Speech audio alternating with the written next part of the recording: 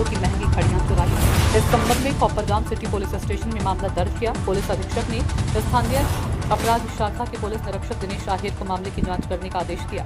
गोपनीय सूचना और तकनीकी विश्लेषण के आधार पर पता चला कि अपराध बिहार की घड़ा अहिल्यानगर से संवाददाता जयप्रकाश बागड़े की ये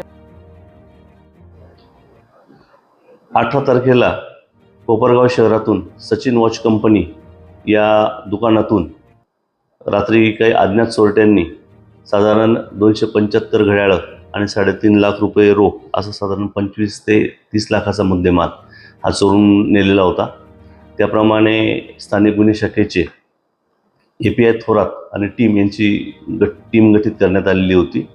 घटनास्थळाला जिल्ह्याचे पोलीस अधीक्षक तसेच सर्व वरिष्ठ अधिकाऱ्यांनी भेटही दिलेली होती।